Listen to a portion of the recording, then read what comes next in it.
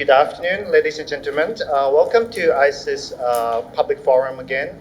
So many of you probably came last week. We just had like one seminar last week. So this week we have like another issues to discuss. Today we are going to delve into the very interesting topic. It's always interesting at this juncture of the geopolitics, right? The role of China in Southeast Asia. So understanding global China in Southeast Asia, as we all know, since China opening up in the 1980s, right? It has tried to internationalize, globalize, integrated into international system, the world economy, et cetera, right? So China emerged from being pretty reserved, right? Like under Deng Xiaoping, motto that we all know, like keep low profile, 韬光养晦, right? Until now, like we see China's more proactive, more assertive in every range, right? From security, social issues, in economic issues, and even like people-to-people exchange. So actually today seminar is reflections of and observations from yesterday closed door meeting that we gather around 16 panelists, experts from academia, civil society, media, and think tank, right, to discuss different issues, especially three main topics that we had discussed yesterday. So with three panels in geopolitics, renewable energy and environmental issues, and the other ones is internationalism from below. So actually today it would not be possible without the generous support from the Open Society Foundations, to have these two days event, happening, and we can bring all these, distinguished guests and speakers to join us today and yesterday. So let me introduce, four representatives of those three panels, we discussed yesterday in the closed door meeting. First, Dr. Cheng Chui, a professor from National University of Malaya from Kuala Lumpur in Malaysia. Second, Miss Liu Hongqiu, right? She's like a Paris-based climate expert from France. And third one, Miss Palino from RWI. Don't remember how to spell it, the full name. Raoul Wellenberg. Raoul Wallenberg Okay. Institute of Human Rights and Humanitarian Law. The pronunciations. So she's like Director of China Programs in RWI. And last one, Dr. Yot Satasombat. He's an emeritus professor from Chiang Mai University, anthropologist. They are gonna give us like different dimensions of China's roles in Southeast Asia that we have seen or experienced, until today. So let me probably follow the discussions we had yesterday by panels, starting from geopolitics and then to infrastructures and the renewable dimensions of China's role in Southeast Asia. And last is about internationalism from below, so about people, impact of China's roles to peoples and communities. So probably start with the master of hedging, Dr. Cheng Chui. You have like around each this first round around 10 minutes. You can have your intervention. Thank you. Sure. Thanks very much, Paul, Ajahn Hongpisut Visvarat, for your kind introduction. A very good afternoon. Sawadee krap to everyone. Such a pleasure to be here. And let me begin by thanking the organizers. Chula, but also ISIS Thailand, the good ISIS, as well as the Open Society Foundations for having me here, joining my very distinguished group of panelists, Hong Qiao, Marlene, and also Ajahn Yos. So Paul's task for me is very straightforward. He wants me to focus primarily on the geopolitical, perhaps also foreign policy, security aspect of China-Southeast Asia relations. And with my rather strong Malaysian accent, I'm going to provide a Southeast Asian perspective of how countries in the region see this very important but also complex relationship with China, the giant next door. So I thought, given the time, since we have not 3 hours, but also but only 9 minutes by now, I thought I would I will perform my task by sharing 3 points about 3 A's that I thought would capture the complex relationship in a way that allowed me to reflect smaller countries, weaker countries' perspective about China-Southeast Asia relations. Hopefully, in some way, cover the very rich and also a comprehensive discussion yesterday. But of course, all the points, I'm the one who responsible for that. So if there are certain things that my panelists might not agree, we won't come perhaps during the Q&A session. So with that, first thing first, what would be the first A? The first point to highlight China-Southeast Asia relations, the current term, but also perhaps a historical term. I thought asymmetry or power asymmetry or asymmetrical power relationship would be the first point to highlight. In a layperson's term, asymmetry or power asymmetry will mean that there is a vast power inequality between the two sides, Southeast Asia and also China. This is a recurring theme. It will continue regardless of leaderships in any of the capitals. This will continue in that sense. And it's a power asymmetry in the sense that in the real term, policy sense, it means that smaller countries, Southeast Asian countries realize that China, as the stronger and more powerful country, can harm us and help us much more than many other actors in the system. You can say today United States also have something similar, but there is something unique about China-Southeast Asia relationship as compared to US-Southeast Asia relationship. Both are asymmetrical power relations. But in the case of China-Southeast Asia, other than asymmetry, there is also proximity, geographical factors. The geographical proximity make China as a permanent factor for all Southeast Asian countries' external equation. We say that you can choose your friends, but you cannot choose your neighbors. So in this case, China is a permanent factor in all ASEAN countries' point of view when it comes to external outlook. So this is a permanent factor with changing dynamics. Some would say that this is not new because we can very quickly remind ourselves. Historically, there is a term called the Sino-centric tributary system. So there was clearly the historical relationship for China-Southeast Asia in one way or another. But there is a big debate ongoing among, I would say, IR specialists, but also historians, as China's power grows, are we returning to the Sino-centric tributary system? We all have our own views and answers. My own take is that it's unlikely. Unlikely for two big reasons that even though power asymmetry is there, but I do not think that we are moving into the Sino-centric tributary system. Two reasons. Number one, historical term, China was the only sun in this universe. And there was no norm called as sovereign equality. Post-1945, post-colonial periods, sovereign equality, you can be big, I can be small, but at least the formal term, we are equal. So smaller countries in Southeast Asia, as post-colonial states, we wouldn't accept the kind of hierarchical relationship as we saw in the historical term. So that is the normative aspect. Norm is internalized in all Southeast Asian countries as the modern states. The other reason is about power balancing. As I mentioned earlier on, China was the only sun in the universe. Today, other than China, we have United States. We have many other next-tier powers. Balance of power is the recurring logic. And we do not think that we will return to a situation where China again become the only dominant power. This is my own stance. You can have your own views, and I welcome any questions later on. But I hope with that, I kind of share some important points about why asymmetry is the first starting point to talk about China-Southeast Asia relationship. And don't get me wrong, while I highlight that the smaller countries, weaker states in Southeast Asia acknowledge asymmetry as the reality, I'm not saying like we accept hierarchical relationship. They are two different things.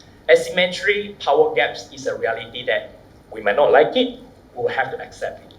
However, I do not think that any one of us want the asymmetric relationship to translate into hierarchical relationship where we have to count up in the way in the historical term, for reasons that I have just mentioned. Which brings me to the second point, the second A. Asymmetry is there, and because of asymmetry and the changing of values, changing of power relations, we are seeing the second A of ambivalent. Ambivalent in simple terms meaning that there are positive and negative outlook and feeling about this relationship. When we look at China as the giant next door, it's both a love-hate relationship. There are positive aspects, there are not so positive aspects, and there are negative aspects. And those are just part and parcel of the realities. Leaders can change, government can evolve, but this ambivalent outlook remains across all political systems. Democratic countries, not so democratic countries, and then non-democratic countries in the region, we all have ambivalent outlook about China and the relationship. Positive in what way? Well, as we mentioned, China can help. Big powers can help us more than many others. This can take the form of economic. So when we want to pursue sustainable economic growth, we look at China as a big market. We welcome and also engage in one way or another about China's initiative like Belt and Road Initiative. Now with Global Development Initiative, again, we are seeing opportunities and we are seeing it in a positive way. But we mentioned that there is no free lunch.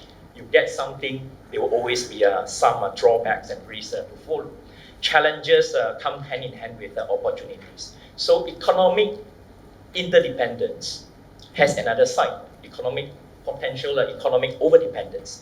I think this is in the mind of many smaller countries who rely on China when it comes to China as among the key economic partner, either trade or investment, so on and so forth. Even on security and many other aspects, again, benefits, positive and negative, exist side by side. Territorial disputes in South China Sea. There are 4 ASEAN countries who are claimant countries when it comes to this multi-nation territorial dispute.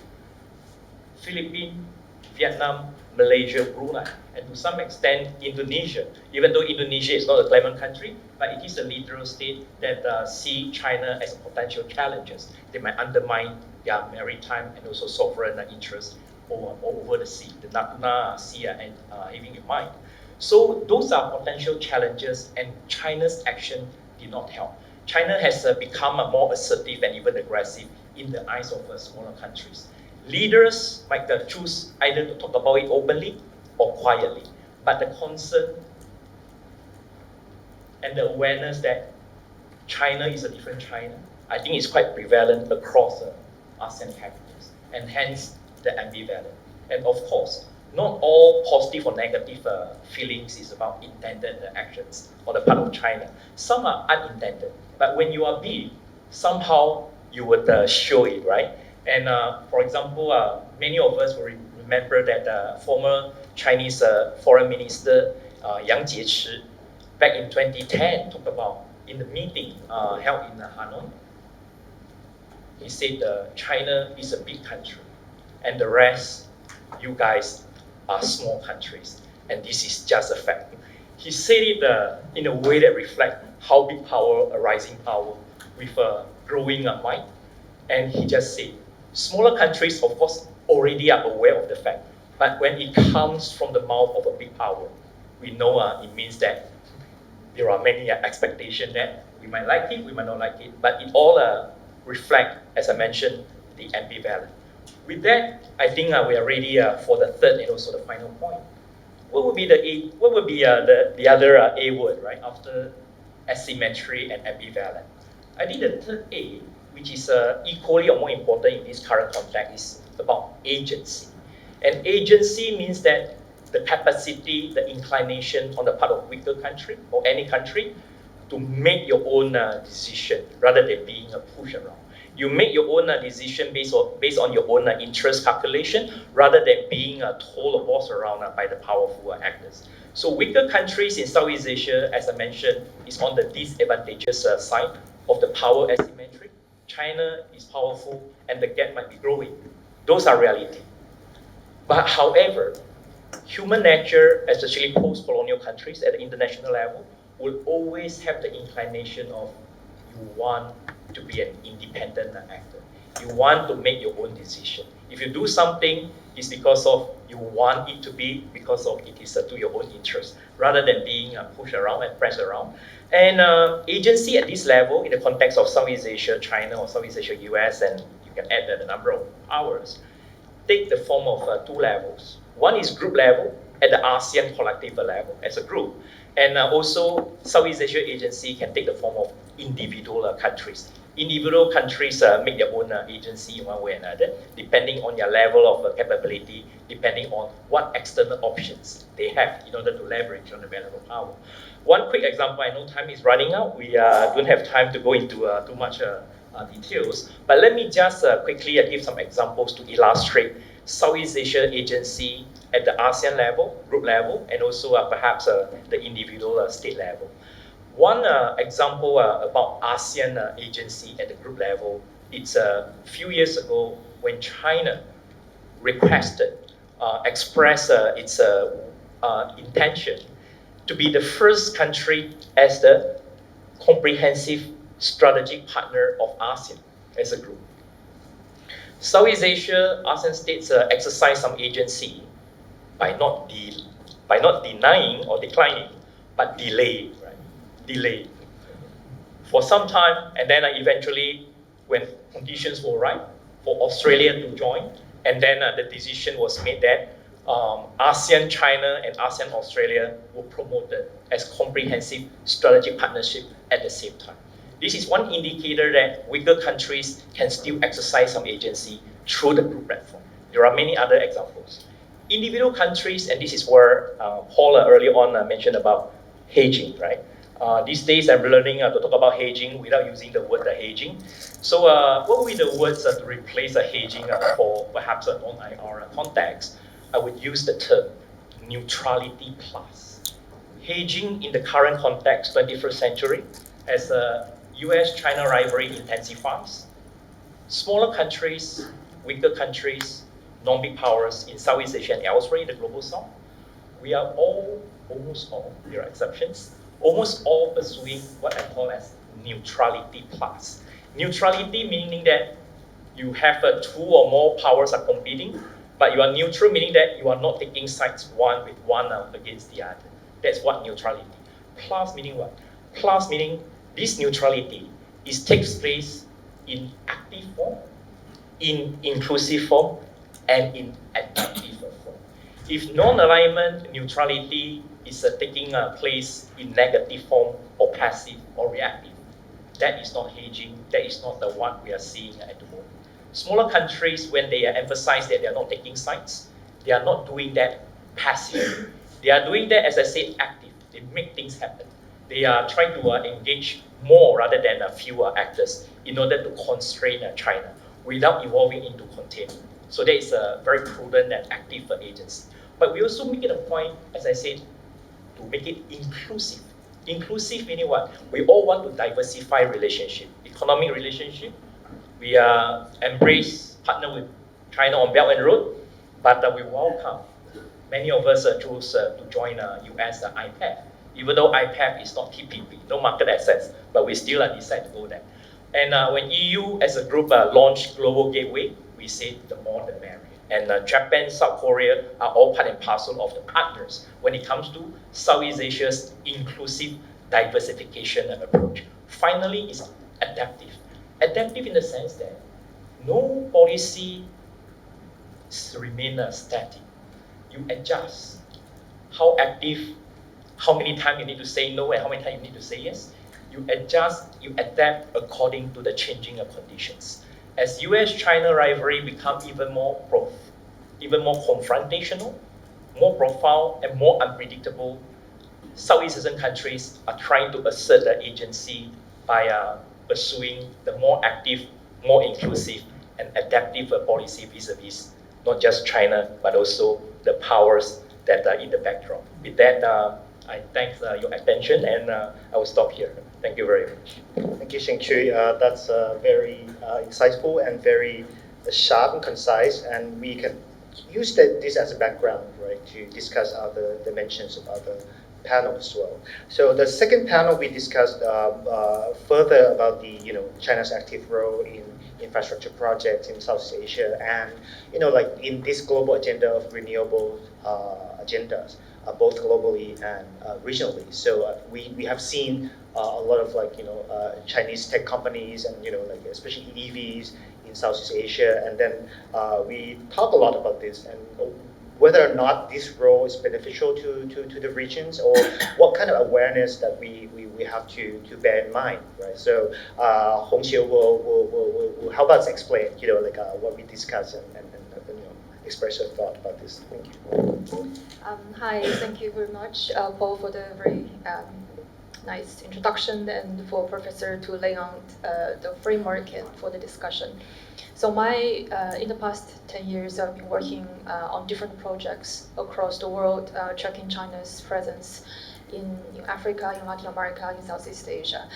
Some of the work covers natural resource governance, including critical minerals and the forests. So that's kind of where I come from when I talk about renewable energy or climate policies in the region. I guess let me start by saying that we all face the climate crisis together. In front of the planetary crisis, there's no winner or loser. If we can't curb the emissions, we will all be losers. So with that mindset, let's look more closely into China's role in Southeast Asia in terms of energy transition and decarbonization. I guess I can start with opportunities. There's so many opportunities that China and the countries in the region can work together on. We see renewable energy development opportunities with EVs, as Paul just nicely addressed.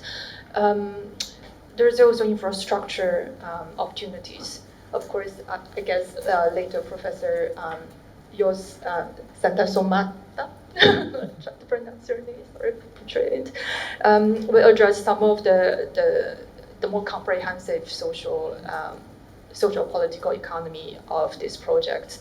But I do see opportunities out there in terms of of China's participation in preparing the region, setting up the infrastructure to scale up renewable deployment.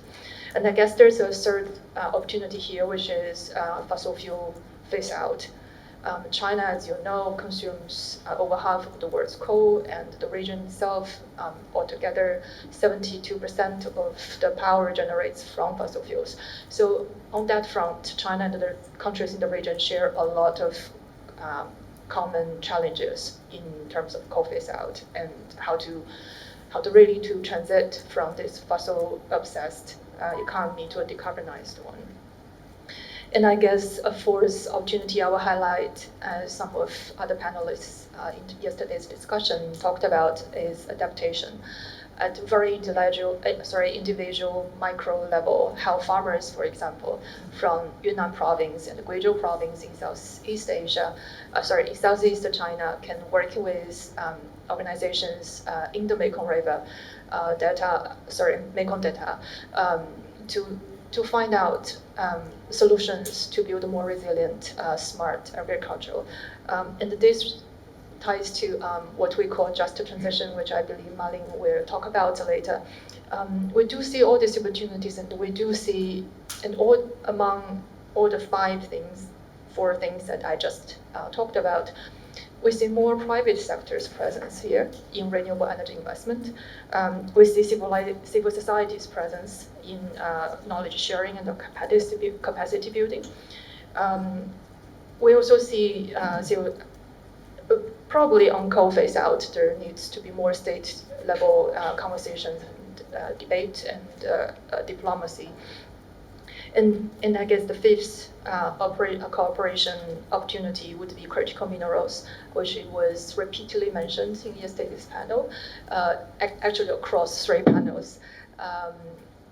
China's presence, for example, Chinese activities in Chinese companies' activities in Indonesia on nickel, China's mineral extraction activities, rare earths, more specifically in Myanmar. All these activities are not. We are really, if we frame this question, these problems, these challenges as a China issue, I think we miss the point. We see Chinese actors in the mining sector, in engaging with local communities, maybe come up with a lot of social and political impacts, which again, I guess Professor will address later. When we talk about all this under the framework of climate change, China is really just the agent to help deliver some Chinese companies, of course, to deliver these minerals resources and transform them to solutions. It does come with consequences. China can do better. It should do better, and Chinese companies, Chinese states, individuals, civil society needs to engage more. Of course, I agree with all these statements. The question is now, how do we hold China accountable in all these opportunities that we would like as a region, I believe, to seize and elaborate, so that Southeast Asian countries can also leap forward in terms of renewable development. And again, I would like to cite a set of data for some of you to give you a context of the type of challenge and gap that I'm talking about. China has probably 1/5, 20% of the world's population. The region has 10% altogether. But in terms of renewable investment, how much do you think China attracts, and how much do you think Southeast Asia, all the countries, 10 countries attracts last year? Can you guess? So over 50%, more than largely over half of the world's new renewable energy investment happened in China. The region itself, with 10% of the global population, attracted only 2% of renewable investment. So I guess there's a lot of opportunity that the region needs and must to seize and to capture and to capitalize in order to transit. And again, let me back to my initial point, we all face the crisis together. There won't be any just transition if the region cannot transit. There won't be any just transition if the solution for many countries here continue to rely on hydropower project, for example, which comes with a lot of community impact and biological impact, or with nuclear, as some countries would promote, or natural gas, or fossil gas, I would call. We need to find solution together, and China has some lessons to offer, experiences to offer. But at the same time, I would also argue, as some of the other panelists argued yesterday, is that not all the lessons can be just planted and copy and paste and implanted to the region. One thing that the Chinese government did right, of course, many people would argue again about the legal ground or the legitimacy of this kind of central planning, long-term central planning. But that's one thing that China did right. That is to lay the framework, lay the long-term, set up the long-term vision for the clean energy sector to develop. And if you do track news about renewable energy development, China already overachieved its 2030 wind and solar installation targets this year, 6 years in advance. So there's something to learn, to share, but I guess something, the region itself has its agency. It needs to learn. It wants to learn if it wants to learn. And I guess it also needs to, all the lessons must be tailored to fit the regional context.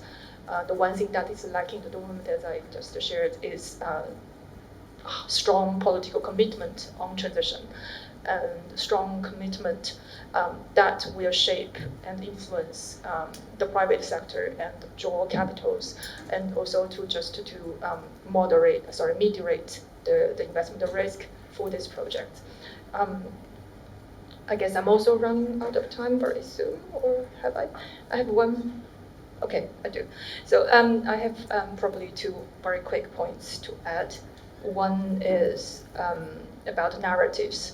When we talk about Chinese overseas investment, be that infrastructure projects or distributed wind and solar projects, there's always this very cautious, critical approach, check and balance, right? We want to hold China accountable. We want to hold Chinese companies accountable. We would like Chinese companies adhere to the highest the most advanced international standards in terms of safeguarding the biodiversity, the nature, and everything else. Unfortunately, this is not happening in most of the projects that are taking place around the world, including Southeast Asia. But how can we better engage with Chinese players? One thing I shared yesterday was that Chinese companies and Chinese stakeholders in general like to hold hands together. They would like to be shown by step by step, how can they deliver better projects. They don't take criticisms very well, as you might have noticed after reading all this news and being studying China in the international relations field. So how can all these people, all of you sitting in the room must be interested in engaging with China on some issues, on some front. So how can we come up with better strategies, come up with better narratives, come with better discourse, or just engagement approach to work with these important players that brings capitals, that brings technologies, that brings a lot of experiences, and just let's make good use of them and mitigate the risk. I guess my last point is, unfortunately, we also need to talk about hedging. I'm not still an expert of hedging, but in many talks, in many conversations I've been engaged with, I always talk about when I talk to international relations crowd, I talk to them, we need international relations, we need geopolitics strategies that is climate proof. When I talk to people working on climate, I told them that we need to come up with climate strategies that is China proof or Trump proof. What does it mean? We need to have backup plans. We need to project and prepare for the uncertainties. We need to think about the China-US rivalry in the context of climate change and beyond climate change, because we're not just facing climate change. Climate change comes with so many other issues and challenges. Just a transition again, many other panelists will address. So I guess that's my time, and I would be happy to answer your questions. Thank you. Thank you, Hongqiu. We quickly go to the third panel. Actually, this panel is about the international from below, and probably some of you might not understand clearly what it means, right? I mean, like we will talk about. We were talking about what related to what Hongqiu was saying, that China's role in infrastructure projects, renewable energies, these kind of roles in the regions actually impact the local people as well, right? So this panel look into the impact that local community individuals probably might get from China's infrastructure projects in these regions, and then such as just transitions, environmental impact, or even human rights. Right, like community rights, those kind of things. So perhaps I will start with Dr. Yot for you to elaborate, what we actually discussed in the gist of our discussion yesterday. Well, thank you, Boss Paul.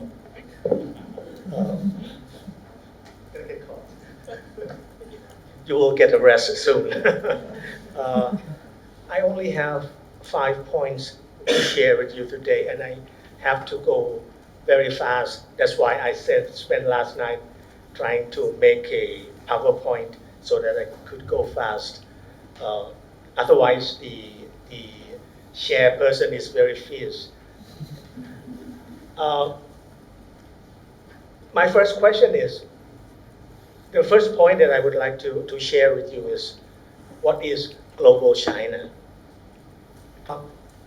Since 1492, any July student knows what year it is? 1492.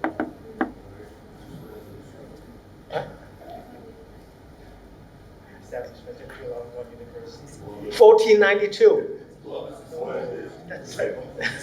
1492 is the year Columbus invaded the Americas. And my point is that since 1492, the beginning of European colonization of the world, The civilizing mission was the cultural justification for the colonization of other countries. It begins with 1492. The civilizing mission was considered the white man's burden. I will not try to explain what it means, okay? But my point is that since 1997, 505 years after the colonial conquest, Southeast Asia has witnessed another form of civilizing mission, the yellow man's burden. China on a civilizing mission. Why 97? 1997 is because we have Asian financial crisis, and America doesn't do anything. Japan doesn't do anything, leaving the room for China to be merciful to Southeast Asia. Thus establish a very close relationship with this region. And that's the beginning of the civilizing mission. Every time China goes to Laos, it's about civilizing the poor, the poverty-stricken communities. Okay. What is global China? China's rise is not the rise of an ordinary country, but the rise of a different type of country altogether. It is a civilizational state. Also is claimed, a new model of development, a new political discourse, which indeed questions many of the Western assumptions about democracy, good governance, and human rights. Global China, it is trying to present the picture of a gigantic wave that would raise the well-being of all developing countries. That's what China is about. And since the fourth generation of CCP leadership, Hu Jintao, China has explicitly announced its ambition to create a sphere of influence, at least in the Indo-Pacific, beginning in the Indo-Pacific, and then to become the world's leading power. But the question is, what exactly is China's influence? And how do we know it when we say it? When we say the word China, what does it mean? Most studies, especially IR, I'm not criticizing you. Okay. Most studies on Chinese presence in Southeast Asia tend to focus on China's power dynamics and how it wields power to gain influence within the region. Oh, I'm behind.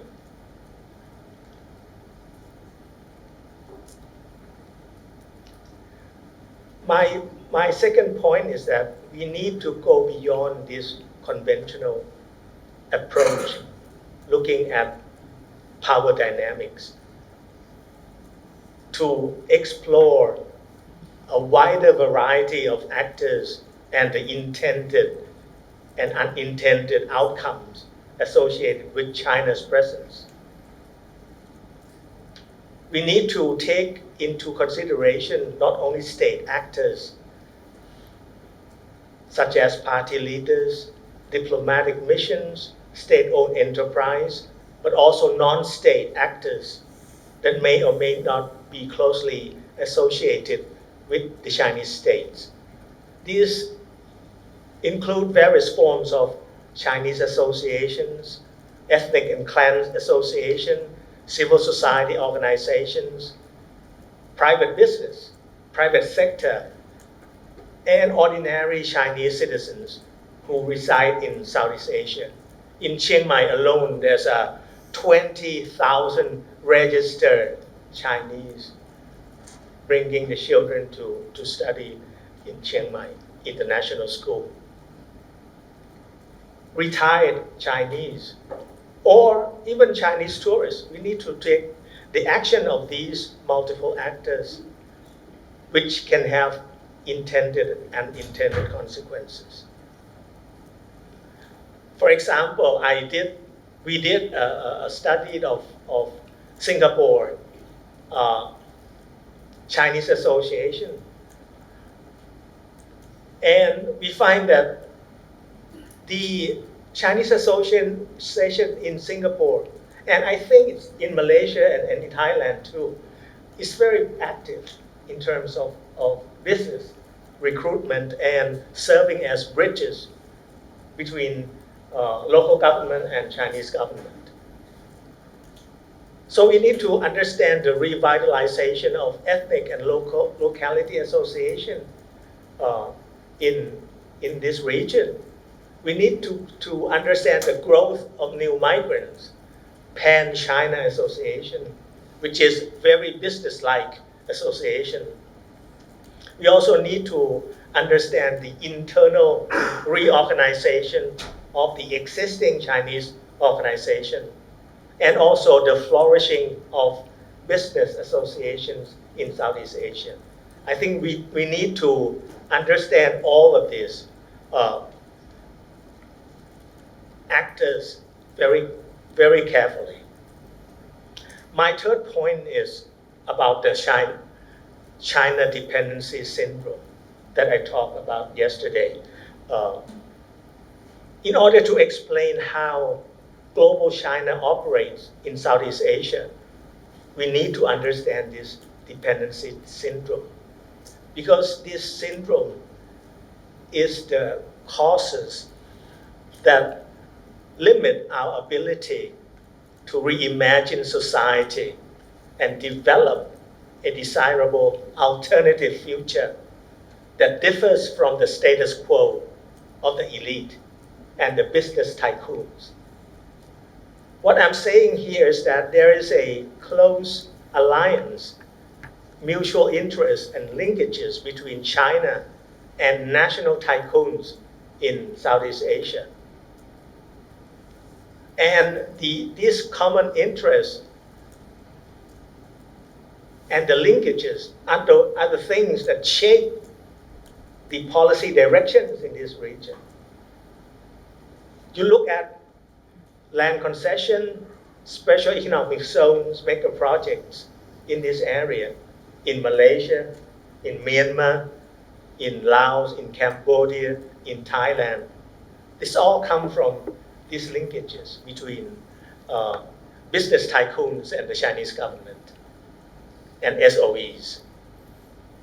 Okay, I give example yesterday about EEC, which has become the site of recycling industry in Thailand, which is also a product of the alignment between Chinese tycoons and the government. So if you look at EEC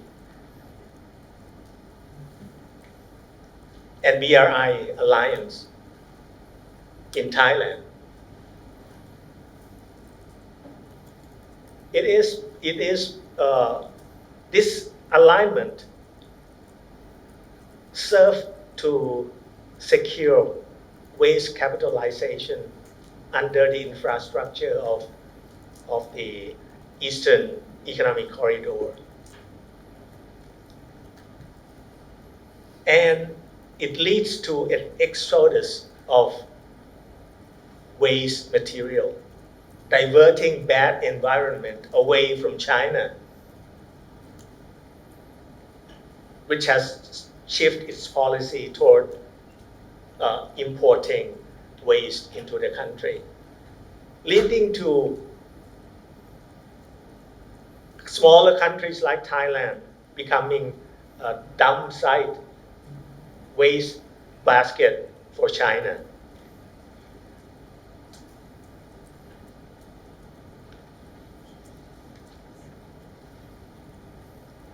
My fourth point, okay, this is what I call waste colonialism. And Thailand becomes a cheap dumping ground for China's waste materials. My fourth point is very simple. when we talk about China, there is a total neglect of the local people's well-being, which can be witnessed in many, many large, medium, and small-scale Chinese investment in the countries of Southeast Asia. In the agriculture sector, we all know that now Chinese middlemen and women are now controlling the agricultural market in Southeast Asia. And if you look at things like banana plantation in Laos, you see that the local people's well-being is no concern of all these investors. If you look at the railway project, for instance, the railway construction in Laos, we also did research on this, and Thailand. This project exemplifies the future.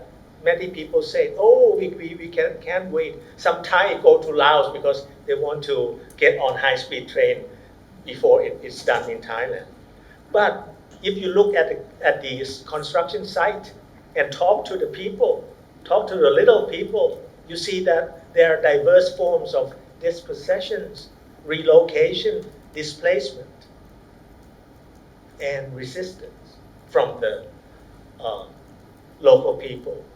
My last point is that if we aim to fully understand global China,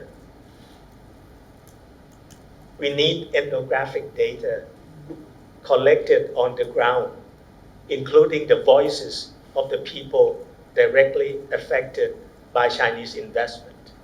Thank you. Thank you, Ajahn Yut. Malin, probably you can continue the conversation. Thank you so much, and thank you, Professor Yos, for that very powerful intervention. And thank you, Chulalongkorn and ISIS Thailand for welcoming me back. It's the 6th time I'm in Bangkok this year, so I obviously like coming here. So who am I? I think as we have already started, reflecting on global China, we need to reflect on ourselves. So who am I? You may wonder, who am I to speak about China? I'm neither Chinese nor Southeast Asian. Am I anti-China? Am I pro-China is often a question asked. Am I one of those foreigners with their bellies full, pointing fingers at China, as Xi Jinping said to the Overseas Chinese Student Association in a speech in Mexico a few years ago? Well, I am someone who has studied and lived in China and worked with China for the past 30 years. I spent those first 15 years in China, engaging with Chinese scholars, police, prosecutors, judges on human rights and rule of law. And the last 15 years I've spent studying and trying to understand global China, so China as a global actor.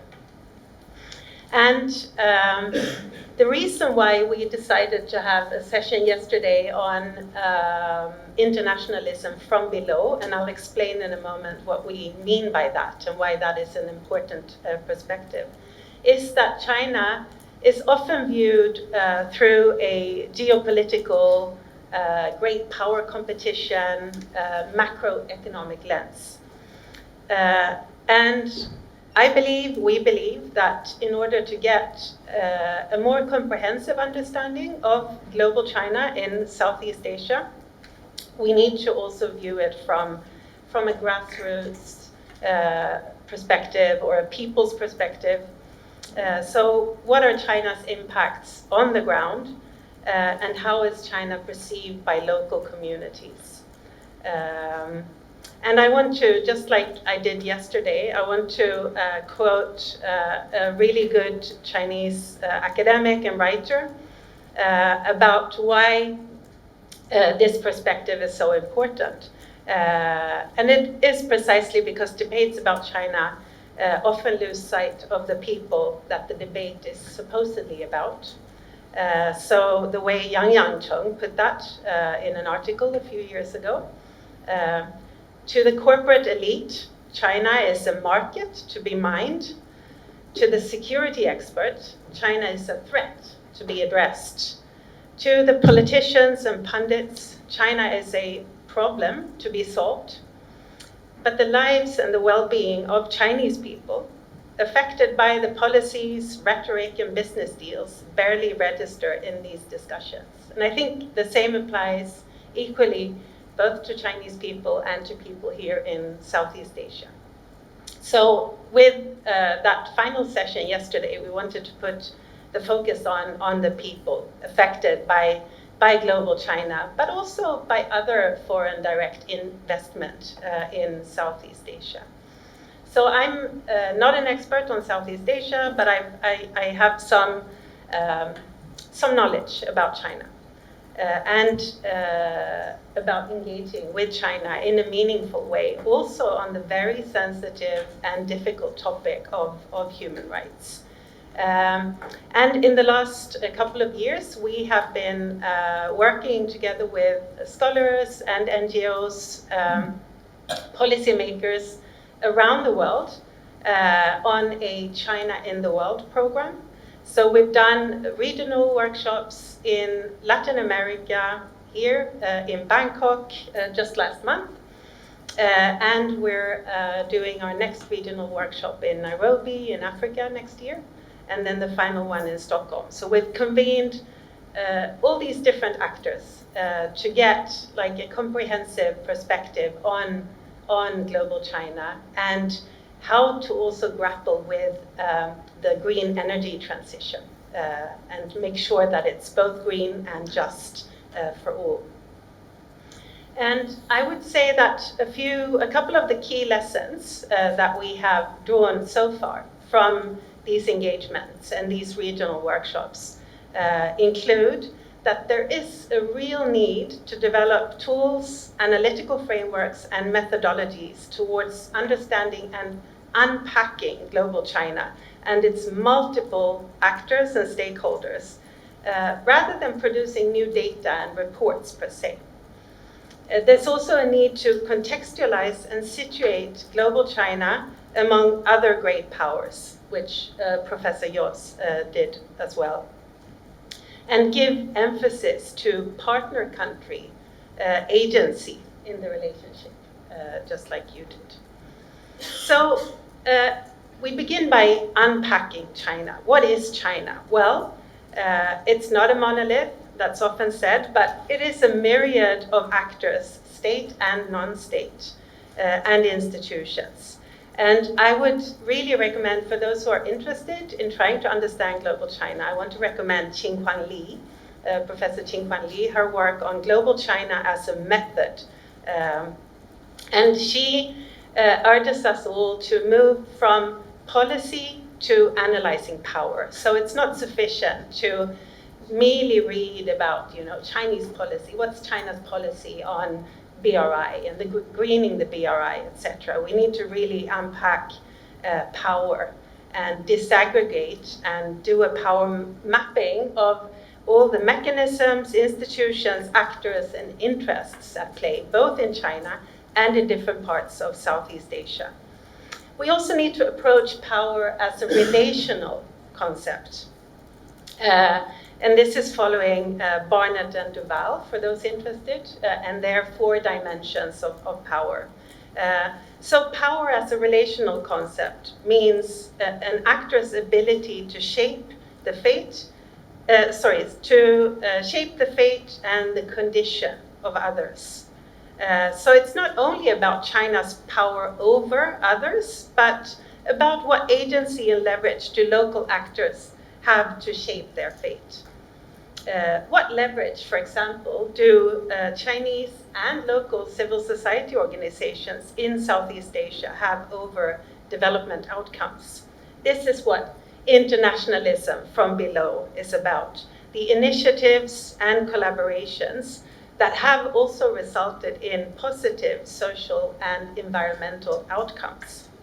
So yesterday we discussed, and we have representatives from our panel also in the audience, civil society organizations, both Chinese and Indonesian, working on environmental issues, on labor issues, and learning from each other on strategies, strategic framing and advocacy that has been used by Chinese organizations in China to address Chinese investments, hydropower projects, and then applying that also in Southeast Asia. So we can learn a lot from how Chinese environmental organizations have worked on these issues in China.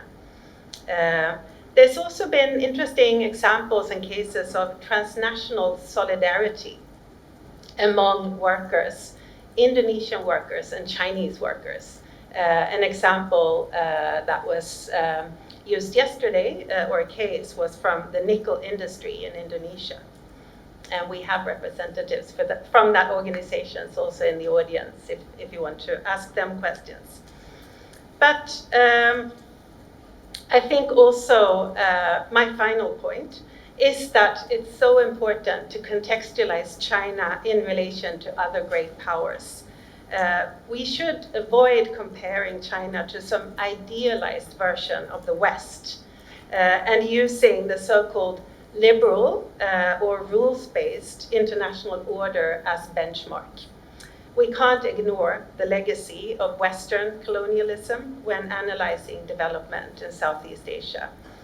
But we must also critically question China's framing of itself simultaneously as a global great power and as an eternal member of the so-called Global South. This strategic narrative of China as a leader of the developing world has been really central to China's positioning at the UN ever since Deng Xiaoping's first speech at the UN General Assembly after restoration of PRC, the PRC seat in the United Nations in 1974. This is a really interesting speech. If you haven't read it, you should all read it. It's about how China, unlike the US, will never seek hegemony. I think it's worth quoting a small part of it. So this is what Deng Xiaoping said at the UN in 1974. China is not a superpower, nor will she ever seek to be one. If one day China should change her color and turn into a superpower, if she too should play the tyrant in the world and everywhere subject others to her bullying, aggression, and exploitation, the people of the world should identify her as social imperialism, expose it, oppose it, and work together with the Chinese people to overthrow it. China has undergone a major, if not several major transformations since 1974, as you all know. It's developed from an impoverished country into the world's second largest economy and is now indeed a rising superpower. China has an interesting, unique status at the UN as simultaneously a developing country, an economic great power, and a permanent member of the UN Security Council. It deploys material and symbolic resources that compel other member states to accept and support its positions. And yesterday, a professor also said that actually on many issues, China today belongs more to the global north than the global south. So how do we make sense of that? The global south, by the way, is also a very elusive concept. And the group of 77 members and the like-minded group of developing countries at the UN are not actually like-minded on many concrete issues. Just think of India and China as members of this so-called global south. So, in sum, understanding global China in Southeast Asia is about a critical questioning of our assumptions, of the terms and concepts that we use, such as the liberal international rules-based order, Was there ever such a thing?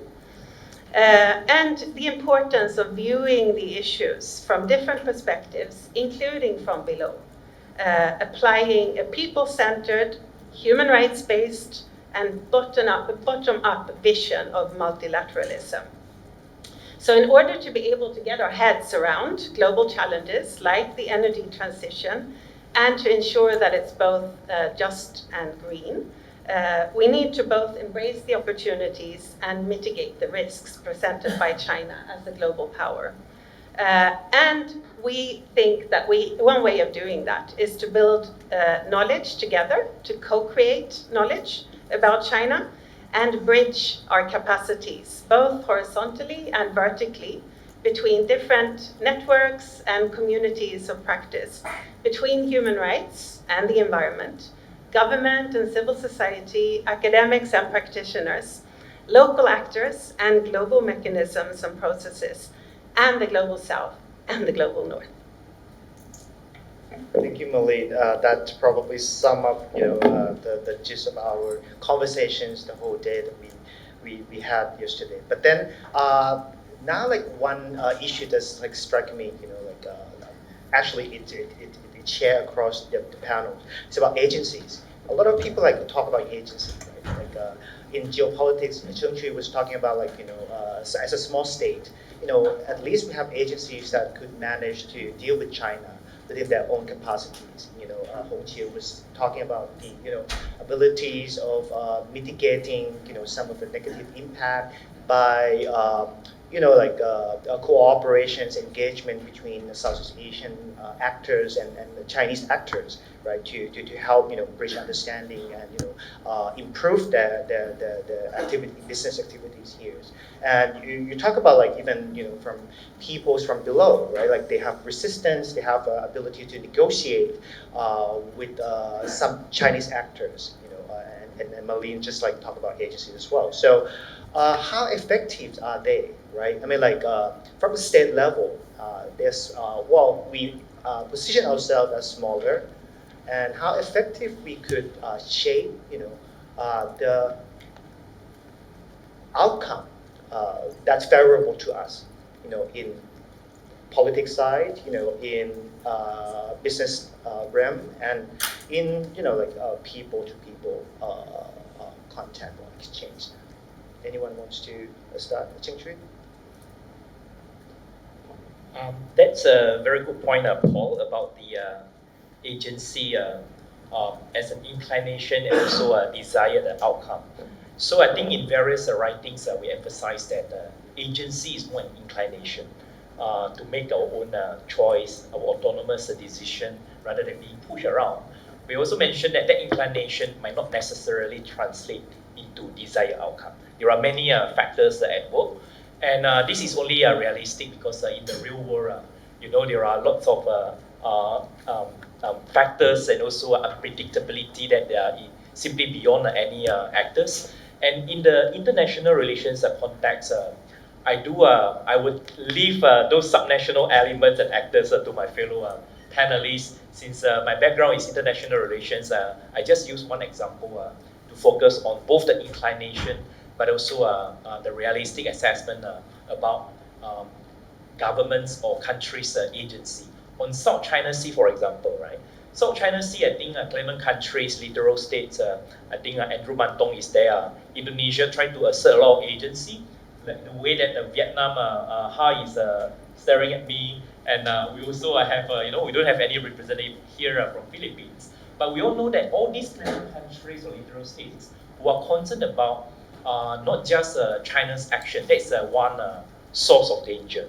But in fact today, when we know that South China Sea issue is no longer just about maritime and territorial issue, it is actually about a big power issue in the sense that it is also about US-China contestation, US-China rivalry. Because of that, the dangers that many countries, smaller countries or non-big powers in the region have in mind is that other than defending your own sovereign interests, there is other goals which are equally or more important. As of now, I would argue that the danger, the concern of being entrapped into US-China competition and armed conflict it's greater than many other concerns. And because of that, the agency on the part of smaller countries, non-big powers in the region, is that we try to keep some distance, even when you are trying to assert your sovereignty. So how are you how are you trying to assert that agency? I think you assert that agency through a number of instruments. Number one, diplomatic instrument is being used in one way or another. Not the military tool certainly is important, and today you can say that the Philippines very much rely more on the military tool in the form of a US-Philippine alliance. But many other countries want to keep military instrument in the background. They focus on many non-military tools as at the forefront in order to assert agency, ensuring our own sovereignty without being entrapped into, as I said, danger of big power entrapment. And hence, you know that Vietnam, for example, once the oil rig crisis it's eased and also not as contentious as before, I think a lot of political and diplomatic tools are being used to signal to China in one way or another. Yeah. So my final point to highlight in this context is that I think non-big powers' way of asserting agency might not necessarily fit into the realist international relations theories argument, where IR really focus a lot about military and especially military forces in the form of armament and also about the deterrence. I would argue from how Southeast Asia is doing, there are another two D that are equally important. That is about defiance and deference. Defiance is about saying no to the big guy and showing your autonomy. Deference is the opposite, saying yes and showing respect. Countries in Southeast Asia are trying to assert the agency amid the uncertainty and growing power rivalry by doing both saying yes and saying no to almost all the big powers. Any example? And it's not just about towards China and also towards US. I know time is running out, so very briefly, one example to say kind of like showing deference and also saying no towards China. One example is that I think it's clearly when we kind of are concerned about China's growing assertiveness, creating an artificial island in South China Sea. Some say that creating new realities. Smaller countries don't like it, but you cannot stop it. So you are trying to do a lot of non-confrontational and both military options at the same time to defy to China. Many know that China doesn't like Southeast Asian countries to upgrade military alignment with the West and also quote unquote like-minded countries. But you know, efforts of doing that continue to grow. So that is defying China indirectly. But at the same time, countries in Southeast Asia, including claimant countries, Malaysia included, Vietnam included, we are also signaling to China some kind of differences by forging military exercises with China. Aman Yui military exercise is one good example to show that smaller countries are trying to assert agency by doing both deference and also defiance. Similar logic to US and also the so-called like-minded countries in the West, right? So countries in Southeast Asia, for example, express concern about AUKUS, about Quad, in the sense that it might lead to a greater entrapment and also might escalate tension. But at the same time, in reality, we are also forging a cooperation in one way or another to keep the options open. So at the moment, I think agency is being a work in progress efforts, mainly because of countries are pragmatic enough to realize that things are always uncertain, and you need to keep doing both to keep the options open, and that would be actually the essence of agency. Thank you, Jin. Hongqiu, do you want to add anything about investment? I guess I would like to. So I'm also a student of international relations, even though my background, professional background, was investigative journalist and then policy consultant. Here I want to maybe approach the word agencies slightly differently. I guess I want to replace it with initiatives and innovations that comes from the region. I mean, to start with, ASEAN itself is a great creation, innovation, through which countries in the region can collaborate and create this economic zone and seeking political gains together. But more importantly, I guess in terms of climate change or critical minerals or the natural resource governance issues that we worked on, I always see something missing in discussion, which is local governance. 10 years ago, I spent some time checking wildlife trafficking criminal groups from South Asia, and all the way to Vietnam and Thailand, and then through the back door to China. I couldn't stop thinking, why here? Why Southeast Asia was the back door? What about local governance? And all the craftsmen I encountered in these workshops in northern Vietnam, they are Vietnamese artists. They are really artists. They have diplomas from the universities, and they engage in these criminal activities of craving and selling and reselling ivory products. That would be initiatives that the local governance should be taking and could take. That is to really pass more stringent laws, enforce law enforcement locally, and come up with better terms and collaborations to tackle all these challenges together. I probably don't have a very good example here on renewables or clean energy development, but we did see, as I mentioned yesterday, Malaysia said no once to Australian rare earth companies on rare earth refinery and processing domestically because of the toxic and the radioactive waste 10 years ago. If civil society campaign could lead to governments coming up with such strong and affirmative position on polluting activities, I guess similar cases could be learned and duplicated in other critical mineral and natural resources. So I guess again, when we talk about Chinese companies' engagement on nickel processing and mining and processing in Indonesia, or rare earth minerals in Myanmar, we see local governments' failure. I mean, Myanmar is probably exception for due to many situations going on the ground, but other countries can take the initiative and agency to show that they, as a local government, can do better. If they want their counterparts to do better, they can also just show them the same. Especially when Jan Yod and Malin talk about local communities and people, right? And then in the context of the shrinking space, political space in many countries in Southeast Asia, especially in China as well, right? Like how these civil societies or even local communities and people actually exercise their agencies vis-a-vis China actors or Chinese actors. Yeah, I mean, this is a question that I've thought a lot about. My background is not international relations, but anthropology and international development and human rights law. And of course, when you work in international development cooperation and you try to build capacity, I mean, the whole framing of international aid, development aid, international development cooperation is framed as the global north, building capacity, strengthening knowledge in the global south. So there's a lot to critique and question around that framing, I think.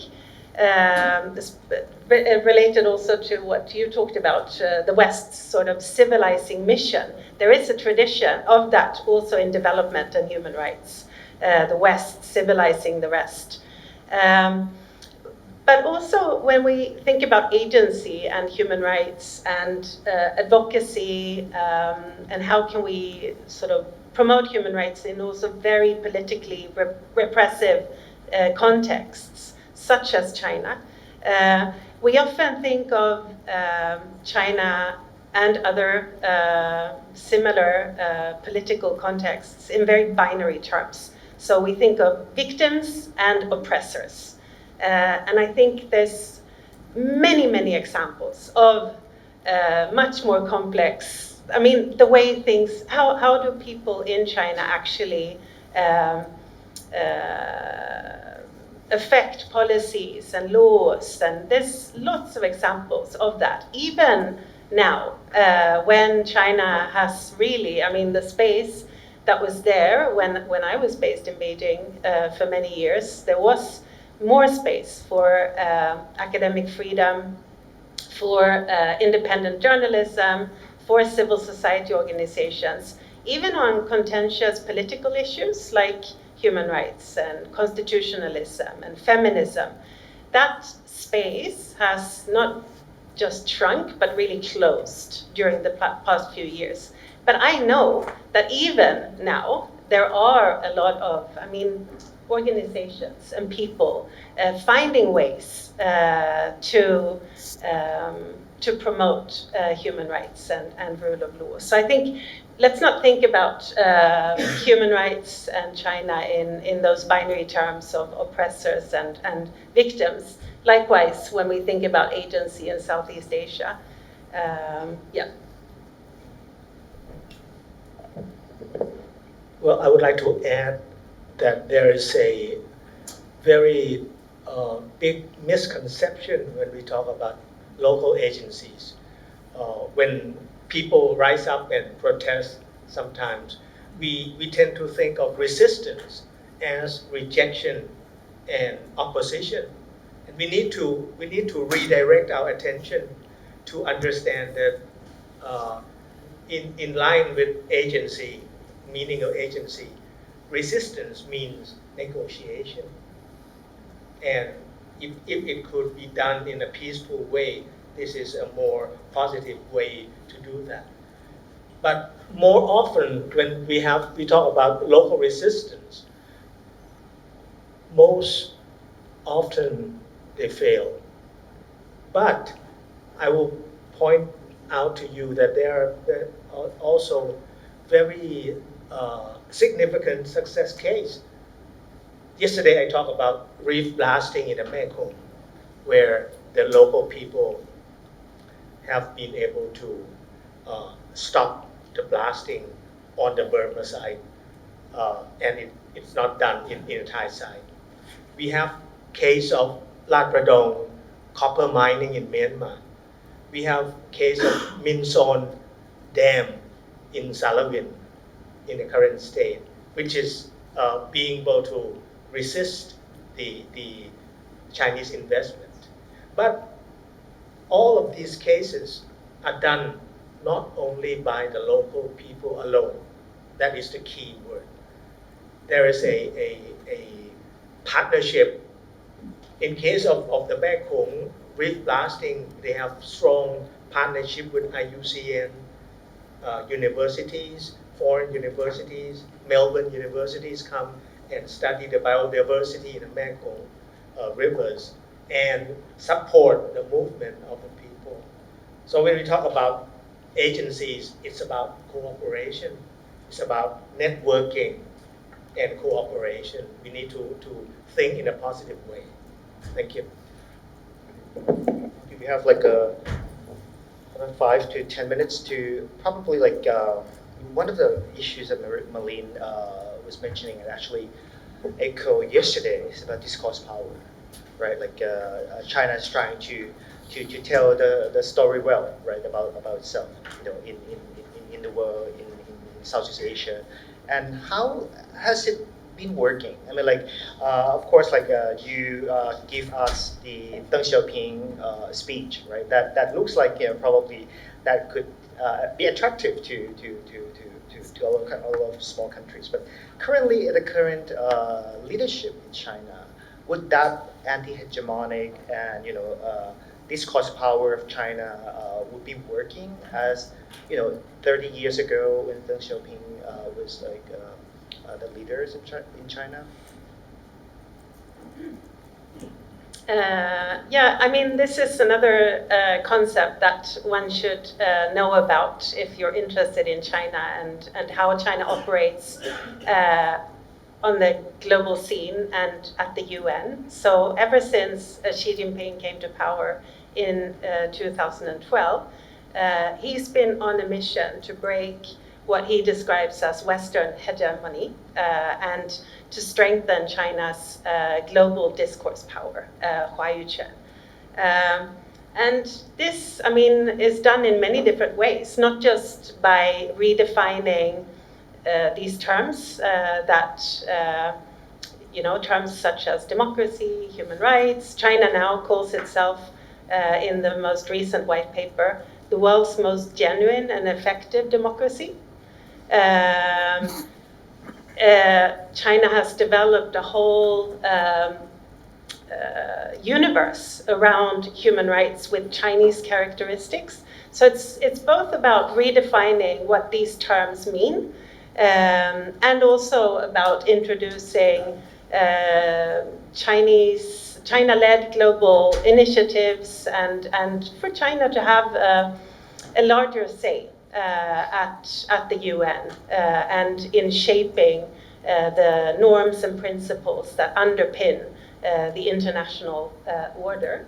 Has it been effective?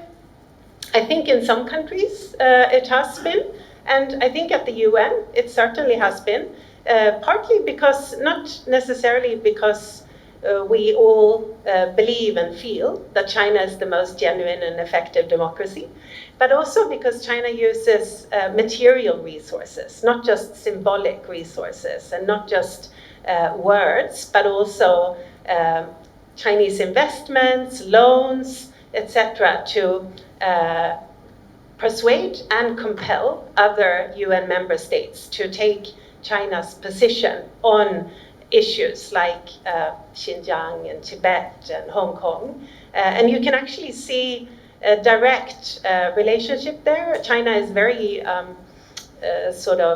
transactional in its multilateralism, in its multilateral bilateralism. I think that's how China works, very transactional. So China, through summits like the FOCAC most recently, invites African countries, Asian countries to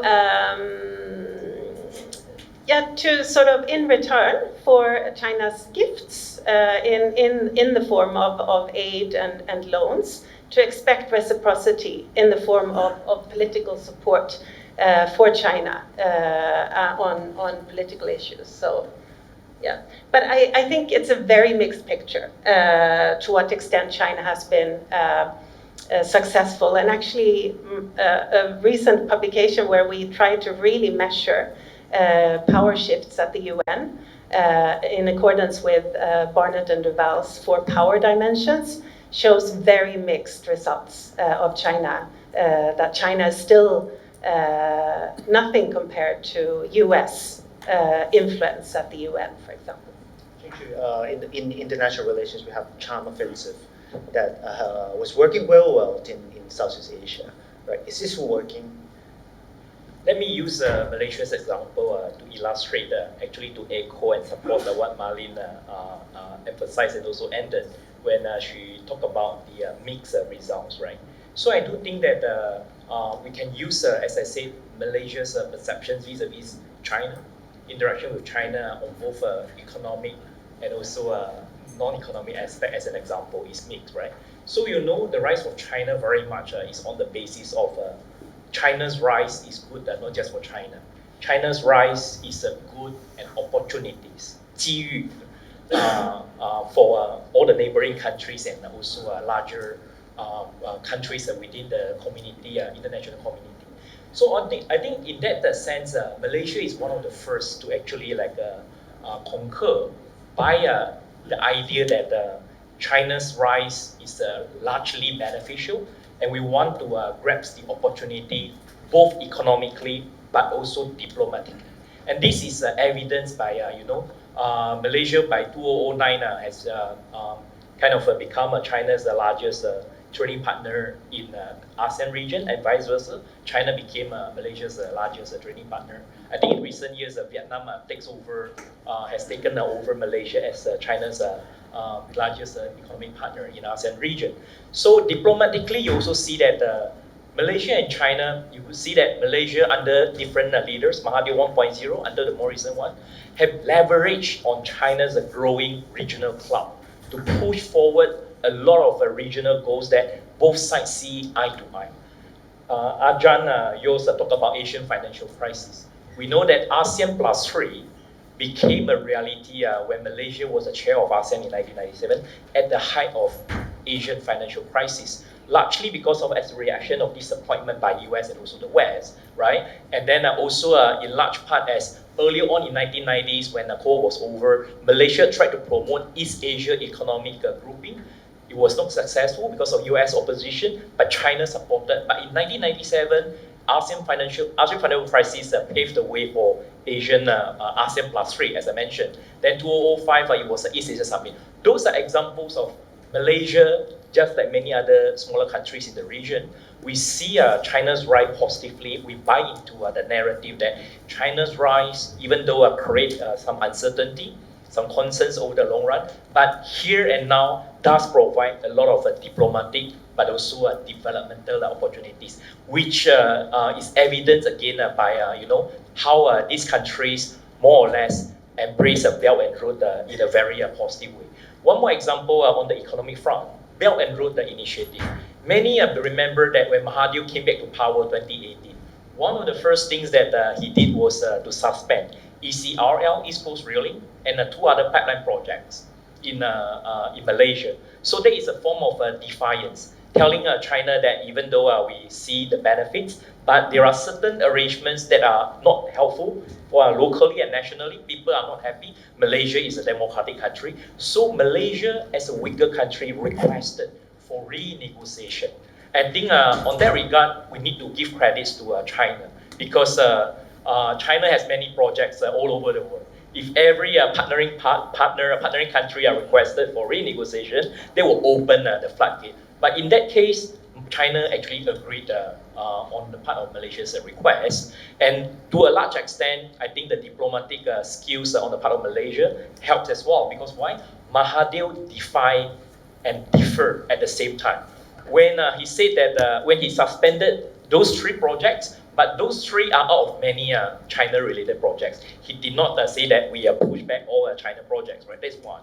And that's a defiance. But the difference is that whenever Mahathir talk about those Belt and Road projects, he said that although I'm suspending these 3 projects, but we support Belt and Road Initiative.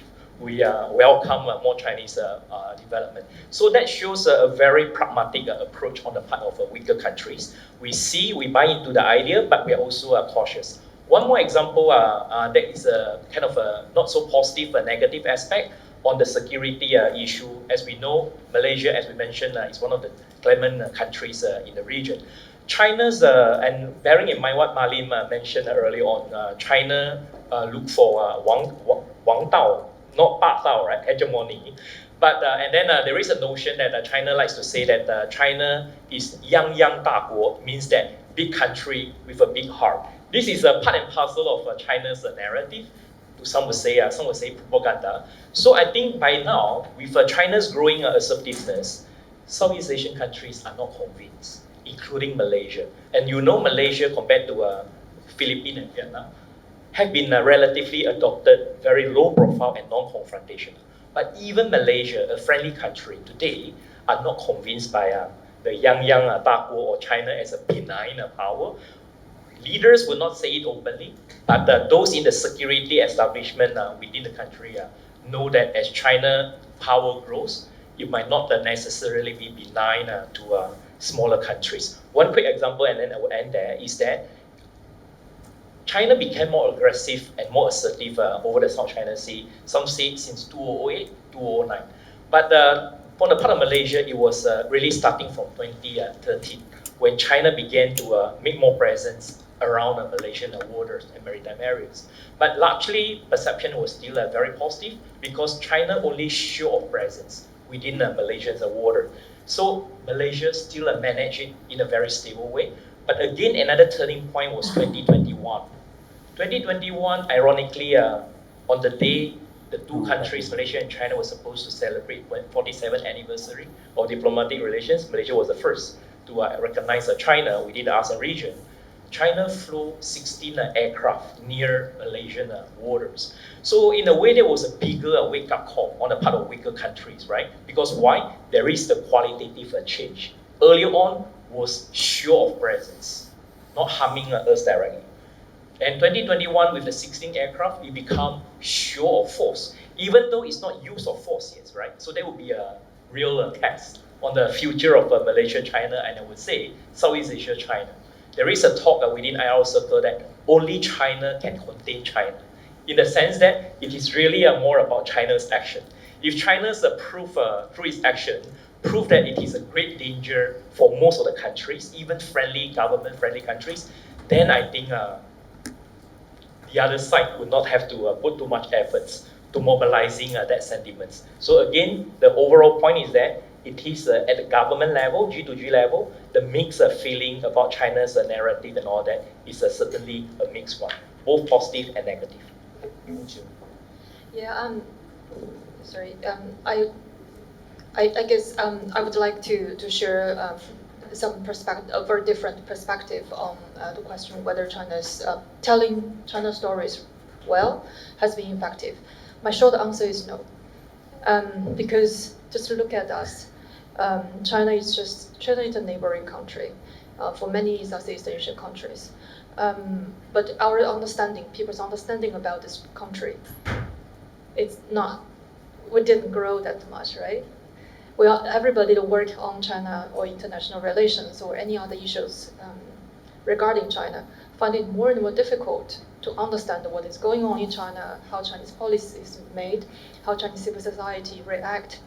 Everything. China becomes a black box, more and more, increasingly. So on that respect, China is not telling its stories well. And on climate change in particularly, the topic that I'm very passionate about, I don't feel China has been given the credits when credits are due, but it has received all the critics that critics are due. So China obviously didn't really tell the positive side or the good fruits, the fruits of its transition well, and convey that message to the global audience. And because it didn't really actively engage in a lot of international conversations or confront or having dialogues when criticisms are raised, the criticisms just continue to increase. So this is on this front. I don't think China has been telling a good story about its mixed pictures, good and bad. Like any other country, it's very, very complicated, just given the geography of it. But on the other hand, I think China has been telling the story well to its own citizens.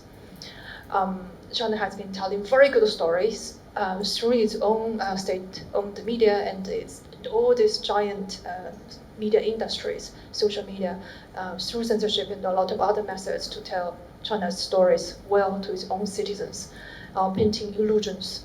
And that is dangerous. And if you work on China issues, you know this is dangerous. And I don't even to give examples. So that's a challenge for all of us. If you sit here, I don't care about China or Southeast Asia. And without understanding China's role, without understanding the status quo in China, without understanding the rapidly changing political landscape in China, we just cannot solve any issues. So again, my short answer is no, but with a slightly yes, domestically. Okay, we have like around 30 minutes. I'll open the floor for questions from audience. Yes, the students. My name is Sasirada, and here's my questions. According to the 3A, especially the agencies from the Professor Sheng Chui has mentioned, how possible is it for Southeast Asia to act as the middleman to reduce the tensions of US-China rivalry as well as the China projections of power throughout the regions, specifically within the context of climate change and the just transition? Thank you.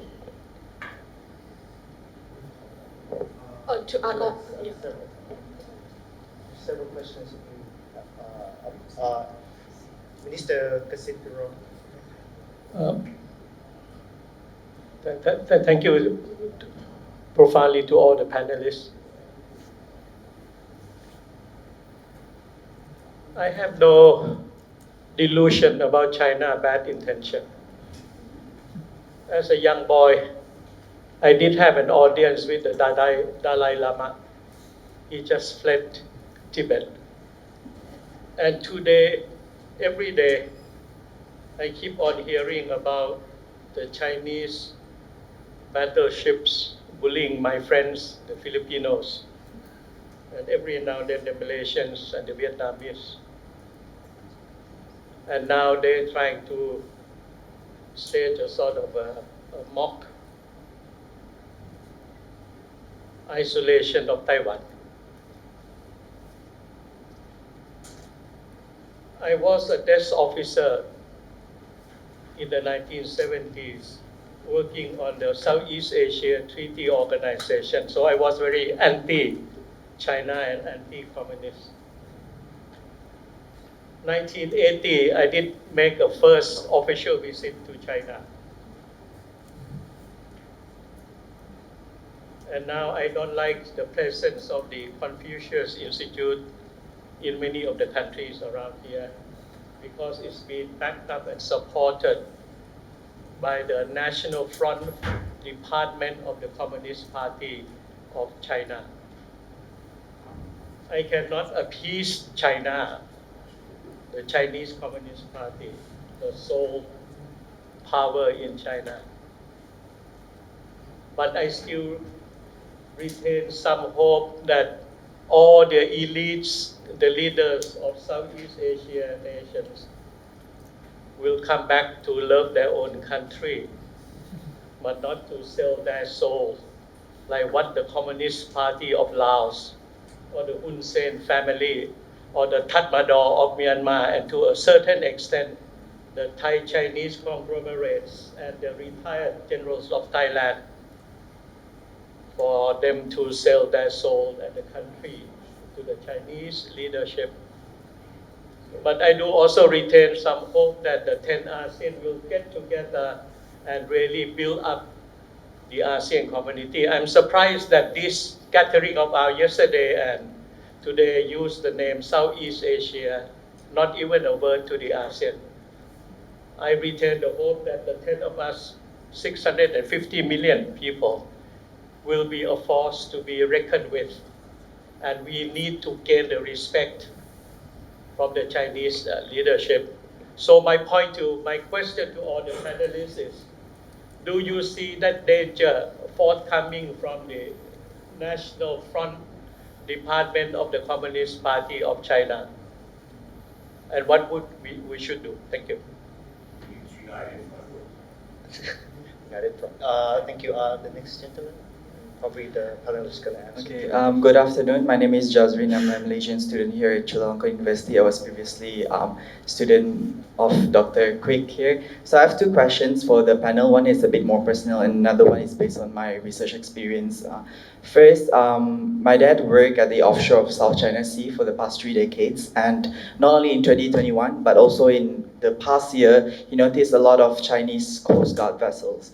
They are roaming around the South China Sea, even approaching like the Malaysian oil and gas companies and vessels in the region, and it's coming very close, few hundred meters. And just last week, he sent us a photo of those China Coast Guard in the South China Sea. So given this, I feel that Malaysia should reconsider its hedging strategy as a small state, but we obviously do not want to escalate tensions like those with Beijing and Manila. So what are your thoughts on this situation? Second, China is the top 3 source of FDI for ASEAN region, and given initiatives like the Belt and Road Initiative, Malaysia is one of the top recipients for this initiative, but according to our research on the ground, where we conducted stakeholder engagement with local communities who are living in vicinity of these BRI projects in Malaysia, none of them has been consulted. The entire supply chain of the BRI projects are procured from China. So what strategies should these countries consider when accepting these kind of investments? Thank you. Three questions first. Ching-Chu, you want to start? All right. Let me, thanks for all three of you for excellent questions. Let me address them actually together for the first two. You asked for the case of ASEAN, to what extent, in what way ASEAN as a group can actually provide platform to manage the reality of not only big power rivalry, but intensifying big power rivalry. In a way, that allowed me to relate to Kun Kassid's question, right? Kun Kassid criticized that we don't mention ASEAN. Actually, I think we did, in the sense that earlier on when I talked about the agency, I did emphasize that, there are two levels, group level and also individual countries level. So certainly let us assure Kun Kassid that ASEAN is very much in our heart. But having said that, to respond to this very good question is that I like to get back to what I mentioned earlier on, actually yesterday and also in other occasions. I know Ming Jiang and Ha would smile when I describe ASEAN as a three-eye regional organization. The best way to know the importance but also limitation of ASEAN is through these three eyes. So what are the three eyes? ASEAN will always be imperfect, often inadequate, but always indispensable. In a way that ASEAN is imperfect, just like EU and any other organization is imperfect. Nothing perfect in the real world. But it is inadequate in the sense that depending on what issue. When it comes to Myanmar, when it comes to South China Sea, you won't really expect ASEAN as a loose regional grouping to tackle that, right? But having recognized those limitations of ASEAN, let's not downgrade the importance of ASEAN. It is still indispensable in managing intra-ASEAN problem. Within the ASEAN family, there are lots of bilateral and also immediate problems. Let's also overlook that ASEAN, and that's to answer your question, is indispensable because it provides a collective platform for all these non-big powers in the region to come together. We say that if we don't hang together, we will be hanged separately by the big powers and just the nature of power action reaction. So having emphasized those limitations but also role, to answer your question, I do think that the ASEAN-led mechanism, has been. So we are not talking about future tense. We are talking about the continuous present and continuous tense in the sense that ASEAN and ASEAN-led mechanisms such as ASEAN Plus 3, EAS Summit, and also ADMM Plus have always been providing a platform for the competing powers to come together. And it is up to the competing powers to make use of ASEAN-led mechanism to their own benefit and the benefit of all. So in that regard, I would like to highlight that I think China, Japan, South Korea, and to some extent Australia and New Zealand, leveraging ASEAN-led mechanism in a positive way benefit the region. What is the example, the evidence? Regional Comprehensive Economic Partnership, RCEP. RCEP is a 15-member, in fact, the largest economic arrangement in the world, not in the region, but in the world. And you know that this RCEP, 10 ASEAN countries, plus China, Japan, South Korea, and Australia, and New Zealand, would not have happened. There is no ASEAN-led mechanism because RCEP, contrary to what the US propaganda would portray, I think the mainstream narrative is that RCEP is China-led, but actually no. RCEP is ASEAN-led, not China-led. If it is China-led, I don't think Japan or South Korea would join. Same for Australia and all that. So I hope I answered your question. And then I think Kun Kassid mentioned TAC. Again, the TAC, Treaty of Amity and Cooperation, it's among ASEAN at first. But we need to give credits to both China and India. China and India are the first external actors actually accept and agree to join TAC, sign TAC. The moment India and China agree to do that, all other powers also follow suit, right? So I think we are leveraging on China, we are leveraging on big power, bigger countries like India as well. Finally, for Jasrin's excellent question, I think what you observe is certainly true. And again, I think the time frame, China's growing presence should be traced to 2030. Before that, no such kind of problem. But 2013 onwards, China is, like we say, parked permanently.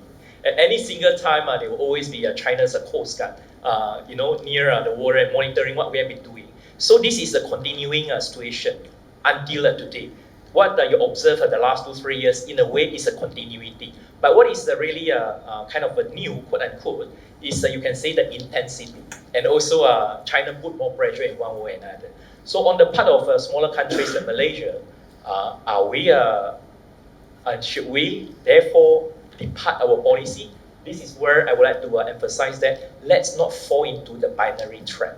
Let's not fall into the binary trap of whether you are confronting China or accommodating China. I do not believe that in the real world, the choices are just either or. In reality, hedging allows countries to still push the envelope, preserve what is necessary. So if you are running the country Malaysia, you see growing concerns. China is getting more and more presence, and I say 2021, it's not just show of presence, but also show of force. So we are getting more alarmed. But the bottom line is, it is show of force, not use of force. Until and unless China really use force against our sovereign areas, then you will adjust accordingly. Remember, I emphasized adaptive, right? Inclusive and adaptive. So are we giving up no options to push back? I don't think so. I think there are evidence that there are always some plans B and a set of plans B, right? So I think hedging dynamics continue. But again, hedging is not panacea. You will have to increase and invest more. And showing the right signal to China clearly require us to be firm. I agree with that. We need to be firm about China. What is really the bottom line? But we should not also we should also make it a point that let's not fall into the binary trap of therefore because of that we would aligning with the counter or anti-China coalition. I don't think that is going to work because it will be counterproductive. Rather than reducing the risk, you are actually increasing the risk.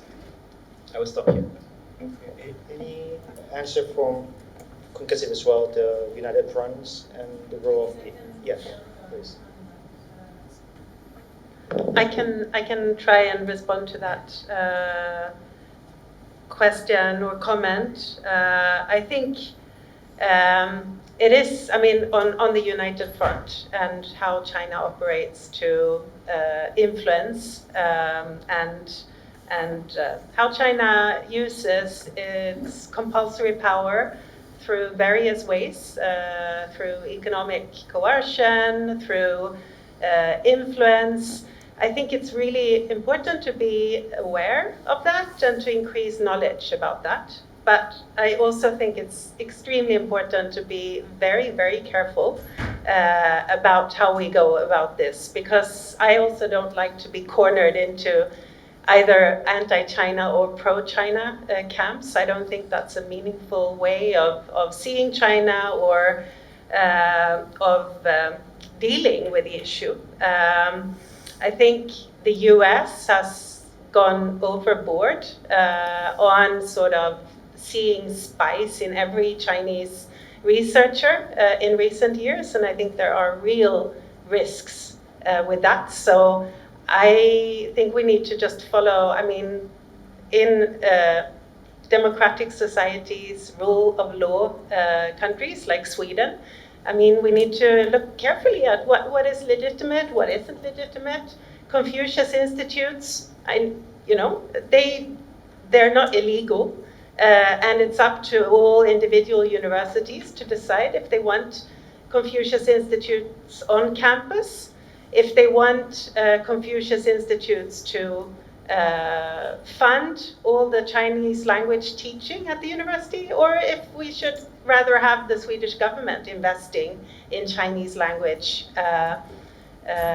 education, which we really need in China. So I think, I tend to apply a sort of human rights-based perspective also on that. And I also have, a lot of very dear colleagues and friends in China who share my values precisely on human rights.